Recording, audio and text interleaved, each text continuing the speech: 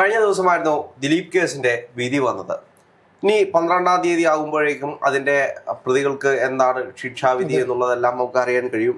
പക്ഷെ നമ്മൾ മനസ്സിലാക്കേണ്ട ഒരു കാര്യമുണ്ട്. കഴിഞ്ഞ ദിവസങ്ങളെല്ലാം ഇത് ബാധിച്ച അല്ലെങ്കിൽ ഇതിനെ വിധി പറഞ്ഞ ജഡ്ജിക്കെതിരെ വലിയ രീതിയിലുള്ള ആരോപണങ്ങളൊക്കെയാണ് ഉന്നയിക്കുന്നത്. ജഡ്ജിക്കെതിരെ ഒരു പരാതി, അതായത് ഊമക്കത്ത് രീതിയിൽ പരാതി വരുന്നു. ഇന്ത്യൻ സിറ്റിസൺ, അതെ, ഒരു ഇന്ത്യൻ പൗരൻ അത് അന്വേഷിക്കണമെന്ന് പറഞ്ഞ് ഈ അഡ്വക്കേറ്റുമാരുടെ അസോസിയേഷൻ എല്ലാം കൂടെ വരുന്നു.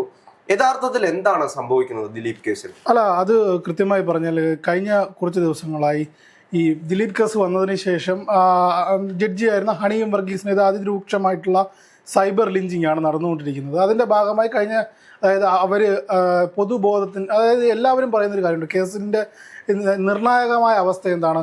നമ്മൾ കരുതുന്ന പോലെ, നമ്മൾ വിശ്വസിക്കുന്ന നീതിന്യായ സംഹിതയിൽ ദിലീപിനെ കുറ്റമുക്തനാക്കി കോടതി എന്നുള്ളതാണ്. പക്ഷേ അതിനെ ചോദ്യം ചെയ്യുന്ന രീതിയിലുള്ള വാർത്തകളാണ് ഇപ്പോൾ പുറത്തു വന്നുകൊണ്ടിരിക്കുന്നത്. ഹണി എം വർഗീസുമായി ബന്ധപ്പെട്ട് വലിയ രീതിയിലുള്ള ആരോപണങ്ങൾ, ഹണി എം വർഗീസ് ദിലീപിന് അനുകൂലമായുള്ള വിധി പകർപ്പ് അല്ലെങ്കിൽ വിധി ചോർത്തി എന്നുള്ള വാർത്തകൾ കഴിഞ്ഞ ദിവസം തന്നെ നമ്മൾ പത്രമാധ്യമങ്ങളിലും ദൃശ്യമാധ്യമങ്ങളിലും എല്ലാം കണ്ടതാണ്. ഇതിലെന്തെങ്കിലും തരത്തിലുള്ള വസ്തുതയുണ്ടോ എന്നുള്ളത് അന്വേഷിക്കേണ്ട ഒന്നാണ്. ഇപ്പോൾ 1 മുതൽ എല്ലാവരും പറയുന്ന കാര്യമുണ്ട്, 1 മുതൽ 6 വരെയുള്ള പ്രതികൾക്ക് ശിക്ഷ കിട്ടി. പക്ഷേ 7 മുതൽ 15 വരെയുള്ള പ്രതികളെ വെറുതെ വിട്ടു. ഇത്തരത്തിലൊരു വിധി മനഃപൂർവ്വം കരുതിക്കൂട്ടി ചെയ്തത് എന്നാണ് പറയുന്നത്. കേരള ഹൈക്കോർട്ട് അഡ്വക്കേറ്റ്സ് അസോസിയേഷൻ ഇത്തരത്തിലൊരു കത്ത് നൽകുന്നത് Ernakulam principal district judge honey M വർഗീസിന്റെ മുമ്പിലുള്ള SC 118/2018 number Pulsar Suni versus state of Kerala കേസിൽ 12 പ്രതികളാണ് ഉണ്ടായിരുന്നത്. അതിൽ 10-ാം പ്രതിയെ അപ്രൂവറാക്കി 11ഉം 12ഉം പ്രതികളെ ഡിസ്ചാർജ് ചെയ്തു. ഇത് കഴിഞ്ഞാൽ 9 പ്രതികളാണുള്ളത്.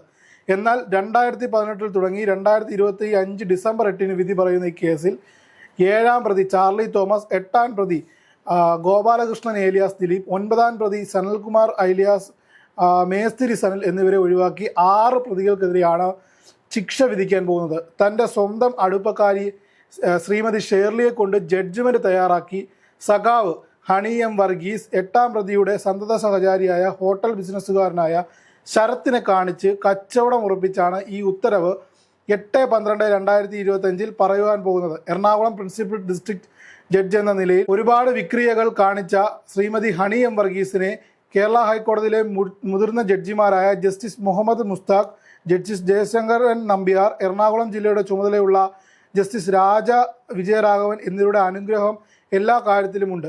ഇത്തരത്തിൽ നീതിക്ക് നിരക്കാത്ത പ്രവർത്തനങ്ങൾക്ക് ഹണി വർഗീസിനെ പ്രേരിപ്പിക്കുന്നത് ഈ കാര്യം സമൂഹ മനസാക്ഷിയുടെ മുമ്പിൽ കൊണ്ടുവരുന്നതിന് വേണ്ടിയാണ് ഈ കത്ത് അയക്കുന്നത് എന്ന് വിനയപൂർവ്വം ഇന്ത്യൻ പൗരൻ എന്നുള്ളതാണ് കത്തിൽ പറഞ്ഞത്. അതായത് ഹണി എം വർഗീസ് ഇത്തരത്തിലൊരു വിധിക്ക് വേണ്ടി ഷേർലി എന്ന് പറയുന്ന സുഹൃത്തിനെ ഏൽപ്പിക്കുന്നു. അവരാണ് വിധി ഉണ്ടാക്കുന്നത്. വിധി അതായത് ഹോട്ടൽ ഉടമയായ അല്ലെങ്കിൽ ദിലീപിൻ്റെ കൂട്ടുകാരനായ ശരത്തിനെ ഏൽപ്പിക്കും. അതുവഴി പണമിടപാട് നടത്തി ചർച്ച നടത്തി ഈ കേസ് സെറ്റിൽ ചെയ്തു എന്നുള്ളതാണ്. അതായത് നീതിന്യായ സംഹിതയെ വിലയ്ക്ക് വാങ്ങിച്ചു എന്ന തരത്തിലുള്ള വാർത്തകളും സൈബർ ലിഞ്ചിങ്ങും സൈബർ ബുള്ളിങ്ങുമാണ് വന്ന ആദ്യഘട്ടം മുതലേ ഹണി എം വർഗീസിനെതിരെ ഇത്തരത്തിലുള്ള ആരോപണങ്ങൾ ഉയർന്നിരുന്നു. നോക്കൂ, ഏതൊക്കെ വിഷയങ്ങളിലാണ് ഹണി എം വർഗീസുമായി ബന്ധപ്പെട്ട് ഇപ്പോൾ ഉയർന്നു വന്ന വാദങ്ങൾ. അതായത് അതിജീവിത ഞാൻ പറയുന്നത് അങ്ങ് എഴുതിയെടുക്കണമെന്ന് പറഞ്ഞപ്പോൾ ഞാൻ സ്റ്റെനോ അല്ല എന്ന് പറഞ്ഞ ഒരു വാർത്ത നമ്മൾ കേട്ടിരുന്നു. അതേപോലെ രണ്ടാമത് കോടതി പ്രൊസീഡിങ്സ് ഓപ്പൺ കോർട്ടിൽ വേണമെന്ന് പറഞ്ഞപ്പോൾ അത് നിഷേധിച്ച ഒരു വ്യക്തിയായിരുന്നു.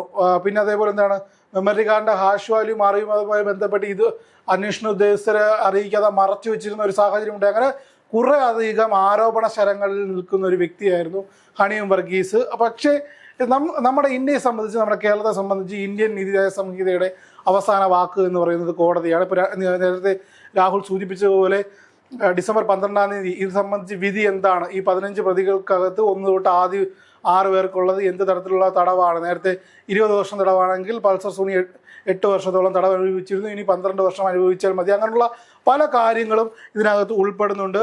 പക്ഷേ ഇപ്പോഴും സമൂഹത്തിൽ ഇന്നലെ നമ്മൾ കണ്ടതാണ് ദിലീപിൻ്റെ ബബ്ബ എന്ന ട്രെയിലർ റിലീസാകുന്നത്. പക്ഷേ അദ്ദേഹത്തെ അങ്ങോട്ട് അക്സെപ്റ്റ് ചെയ്യാൻ സമൂഹം തയ്യാറാകുന്നില്ല. ഒരു വിഭാഗം ഇപ്പോഴും ഇടഞ്ഞു നിൽക്കുകയാണ്. സുപ്രീം കോടതി പോയാലും ഹൈക്കോടതി പോയാലും ഇതിന് മേലുള്ളൊരു വിധി വരില്ല എന്ന് ദിലീപിൻ്റെ PR വൃന്ദങ്ങളായാലും അല്ലെങ്കിൽ ഉപചാര വൃന്ദങ്ങളായാലും മറ്റുള്ളവരായാലും അങ്ങ് സമർത്ഥിക്കുകയാണ്. ഇതിൽ കൂടുതൽ വിചാരണ കോടതിയിൽ നടന്നതിന് അപ്പുറമുള്ള ഒരു വിചാരണകളൊന്നും തന്നെ മറ്റു കോടതികൾ നടക്കില്ല. വളരെ കുറച്ച് നാളുകൾ കൊണ്ട് ഹൈക്കോടതിയായാലും സുപ്രീം കോടതിയായാലും വളരെ കുറച്ച് ട്രയലുകൾ നടത്തി ഈ കേസ് അവസാനിപ്പിക്കും. മറ്റൊരു പക്ഷം പറയുന്നുണ്ട് ഇന്ത്യൻ നീതിന്യായ സംഹിതയുടെ ജുഡീഷ്യറിയുടെ എല്ലാ കാലത്തും കറുത്ത മാർക്കിൽ അടയാളപ്പെടുത്തുന്ന ഒരു ഏടായി ഈ കേസ് ഈ 2017 കേരളത്തിൽ വെച്ച് നടി ആക്രമിക്കപ്പെട്ട കേസ് മാറുമെന്നുള്ളത്. അതായത് റേപ്പ് കൊട്ടേഷൻ എന്ന വാക്ക് നമ്മൾ ആദ്യമായി കേൾക്കുന്നതാണ്. ഇപ്പം ആളുകളെ കൈയും കാലം തല്ലിയൊടിക്കാൻ കൊട്ടേഷൻ കൊടുക്കാറുണ്ട്, അതേപോലെ തന്നെ ആൾക്കാർ കൊല്ലാൻ കൊട്ടേഷൻ കൊടുക്കുന്നത് നമ്മളുണ്ട്. പക്ഷേ ഒരാളെ റേപ്പ് ചെയ്യുന്നത്, അത് സിനിമാ മേഖലയിൽ ഇത്തരത്തിലുള്ള റേപ്പ് കൊട്ടേഷൻ ആദ്യമായാണ് കേൾക്കുന്നത്. മറ്റൊരു കാര്യം, ദിലീപ് എല്ലാം അതിജീവിച്ചുകൊണ്ട് അഗ്നിശുദ്ധി വരുത്തിയെന്ന രീതിയിൽ എല്ലാ സംഘടനകളിലേക്കും തിരിച്ചു വരാനുള്ളൊരു ഇപ്പോൾ FK ആയാലും ദിലീപിന്റെ ഒരു തിരിച്ചുവരവാണ്. നമ്മൾ എനിക്ക് തോന്നുന്നു കഴിഞ്ഞ ദിവസം ബബ്ബ ഇറങ്ങിയതിന് ശേഷം എല്ലാവരുടെയും സ്റ്റാറ്റസ് ഇതാണ്ടാ കംബാക്ക് എന്ന് പറഞ്ഞുകൊണ്ടാണ് എല്ലാവരും ദിലീപിനെ. അതിലും തന്നെ ഒരു പ്രൊപ്പഗണ്ട, ആ ട്രെയിലറിൽ തന്നെ ഒരു പ്രൊപ്പഗണ്ട കൃത്യമായിട്ടുണ്ട്. അതിനകത്ത് പറയുന്നുണ്ട് ഇതാണ് ഞാൻ കാത്തു വെച്ചിരുന്ന എന്റെ കംബാക്ക് എന്ന് കൃത്യമായിട്ട് ദിലീപ് പറഞ്ഞു പോകുന്നുണ്ട്. അപ്പം ട്രെയിലറിൽ പോലും കൃത്യമായിട്ട് അവര് ഇത് ഊന്നി വെച്ചിരുന്നു. അവർക്കറിയാമായിരുന്നു ഈ വിധി തന്നെയാണ് വരാൻ പോകുന്നതെന്ന്. കേരളത്തിലെ ഭൂരിഭാഗം ആളുകൾക്കും ഇത് അറിയാമായിരുന്നു എന്നാണ് നമുക്കിപ്പോൾ. അല്ല, ഈ കേസുമായി ബന്ധപ്പെട്ട് എനിക്ക് ഇനി വരുന്ന ഘട്ടത്തിൽ ഇതുമായി ബന്ധപ്പെട്ട് ഇനി ഹണിയും വർഗീസിനെതിരെ ഒരു അന്വേഷണം നടക്കുകയോ കേരള ചരിത്രത്തിൽ? എന്നാൽ അത് കേരള ചരിത്രത്തിലെ വലിയൊരു ട്വിസ്റ്റ് ആയിരിക്കും. പിന്നെ അതേപോലെ തന്നെ ജഡ്ജിക്കെതിരെ അന്വേഷണം പ്രഖ്യാപിക്കും. അതെ, നമ്മൾ കോടതിയെ അല്ല പരാമർശിച്ചത്, വിധിയെ എത്തരത്തിൽ വേണമെങ്കിലും അല്ലെങ്കിൽ വിധിയെ പരാമർശിച്ചുകൊണ്ട് നമുക്ക്, അല്ലെങ്കിൽ വിധിയെയാണ് നമ്മൾ നോക്കി കാണുന്നത്. വിധിയെ വിവാദങ്ങളോട് അടുപ്പിക്കുന്ന ഒരു സാഹചര്യം. മറ്റൊരു കാര്യം, എല്ലാവരും പറയുന്നത് ഒരു കണ്ടംപ്റ്റ് ഓഫ് കോർട്ടിന്റെ പരിധിയിൽ വരുന്നു എന്നുള്ള തരത്തിലാണ് പറയുന്നത്. പക്ഷേ ആദ്യഘട്ടം മുതലേ ഹണിയം വർഗീസിന്റെ പേരിൽ ഇത്തിരി സംശയ നിഴലിൽ നിൽക്കുന്നത് കൊണ്ട് എല്ലാവരും അവരെ ഇപ്പോൾ വളഞ്ഞിട്ട് ആക്രമിക്കുന്ന അത് നിർത്തണമെന്ന് ഇവിടെ നിയമവകുപ്പ് മന്ത്രി ഉൾപ്പെടെയുള്ളവർ പറയുന്നു. പക്ഷേ നമ്മൾ നോക്കിക്കാണേണ്ടത് ഇന്നലെയൊക്കെ നമ്മൾ ചർച്ച ചെയ്ത പോലെ, അതിനകത്ത് ഏറ്റവും വലിയ വിഷയം എന്ന് വെച്ച് കഴിഞ്ഞാൽ ദിലീപ് കേസ് വന്നതിന് ശേഷം ആദ്യമേ നമുക്ക് കാണാൻ കഴിയുന്നത് സോഷ്യൽ മീഡിയ നിറയെ വരുന്നൊരു പോസ്റ്റ്, ദിലീപ് വന്ന ഉടനെ എണ്ണിട്ട് ദിലീപിനെ ഞാൻ അത് രാഹുൽ, അത് ഞാനും ഇന്നലെ എൻ്റെ അഡ്വക്കേറ്റ് സുഹൃത്തുക്കൾ, ഞാൻ ഇന്നലെ നാട്ടിലായിരുന്നു. അപ്പോൾ കുറേ ദിവസങ്ങൾ വോട്ട് ചെയ്യാൻ പോയതാണ്. വോട്ട് ചെയ്യാൻ പോയ ഭാഗമായിട്ട് കുറേ പേര് ഇങ്ങനെ ചോദിച്ചു, കുറേ പേര് എൻ്റെ അടുത്ത് ഇങ്ങനെ ചോദിച്ചു, അഭിഭാഷകരായ സുഹൃത്തുക്കൾ ചോദിച്ചു, ഹണിയം വർഗീസ് ജഡ്ജി എഴുന്നേറ്റ് നിന്നോ? ഞാൻ പറഞ്ഞ് സ്വാഭാവികമായിട്ടും ആ ബൈറ്റാണ് നമ്മളുടെ എല്ലാവരെയും ശ്രദ്ധയിൽപ്പെടുന്നത്. അത് എനിക്ക് തോന്നുന്നില്ല അങ്ങനെയാണെന്ന്. ഇപ്പോൾ കോടതിയിൽ ഞാനും രാഹുലും ഒക്കെ പല കാര്യങ്ങൾക്ക് കോടതിയിൽ പോയി, ഞാൻ കുറേ കാലം കോടതി റിപ്പോർട്ട് ചെയ്തതുമാണ്. കോടതിയിൽ പോകുന്ന സാഹചര്യത്തിൽ വരുമ്പോഴും സദസ്സിനെ വണങ്ങി ഹോണർ ചെയ്തിട്ടും പോകുമ്പോഴും സദസ്സിനെ വണങ്ങിയിട്ടാണ് ചേംബറിലേക്ക് പോകുന്നത്. അത്തരം ഒരു സാഹചര്യത്തിൽ ആൾക്കാർ തെറ്റിദ്ധരിച്ചതാണ് എന്ന് മാത്രമേ കാണാൻ കഴിയുള്ളൂ. അല്ലാതെ ദിലീപിനെ കണ്ട് ഒരു ഫേവറായിട്ട് അല്ലെങ്കിൽ എന്ത് ഫേവർ ചെയ്തതാണെങ്കിൽ അല്ല, ഒരു ഇല്ല, അതെ, എത്ര ഫേവറായി വിധി പറയുമെങ്കിലും വന്ന ഘട്ടത്തിൽ തന്നെ ദിലീപിനെ നോക്കി തൊഴുക, അതൊക്കെ ഒരു ഫാന്റസി വേൾഡിലാണെന്നേ പറയാൻ പറ്റൂ. ഇത് തീർച്ചയായും നോർമൽ പ്രൊസീഡിങ്സിന്റെ ഭാഗമായിട്ട് നടന്നിട്ടുള്ളതാണ് ഞാൻ ഇപ്പോഴും വിശ്വസിക്കുന്നത്. ഞാൻ അവിടെ നിന്ന് ആൾക്കാരുമായി മാധ്യമപ്രവർത്തകരും ഒക്കെ ആയി സംസാരിച്ചപ്പോഴും അവരും പറയുന്നത് അത് നോർമൽ പ്രൊസീഡിങ്സ് ആണ്. പിന്നെ ഈ കേസ് എതിരായതിൻ്റെ പേരിൽ ജഡ്ജിയെ കുറ്റം പറയണമല്ലോ, അപ്പോൾ അതിൻ്റെ പേരിലുണ്ടായ അതിവൈകാരികതയുടെ പുറത്ത് അവിടെ കൂടിയിരുന്ന ജനങ്ങൾ പറഞ്ഞിരിക്കുന്ന ഒരു കാര്യമാണ്.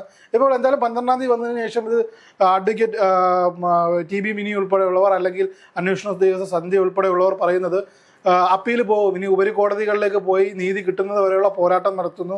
പക്ഷേ ഇപ്പോഴും ഇതൊരു തീരുമാനത്തിലെത്താൻ കഴിയാതെ ആരുടെ ഭാഗത്താണ്, എന്തായാലും അതിജീവിതയ്ക്ക് നീതി കിട്ടണമെന്നുള്ളത് ഉറപ്പുള്ള കാര്യമാണ്. പക്ഷേ നോക്കൂ, ഒരുപാട് തെളിവുകൾ ഇപ്പോഴും ദിലീപിനെതിരെ ഉയർന്നു നിൽക്കുന്ന 28 ഇദ്ദേഹം ഇത് ചെയ്തില്ലെങ്കിൽ 28ഓളം പേരും വരുന്ന മൊഴി മാറ്റിയത് എന്തിനാണ്, വ്യക്തികളുടെ മൊഴി മാറ്റിയത്. അതേപോലെ തന്നെ ഈ മെമ്മറി കാർഡിൻ്റെ ഹാഷ് വാല്യൂ മാറിയതുമായി ബന്ധപ്പെട്ട് ഈ നടി ആക്രമിക്കപ്പെട്ട ദിവസം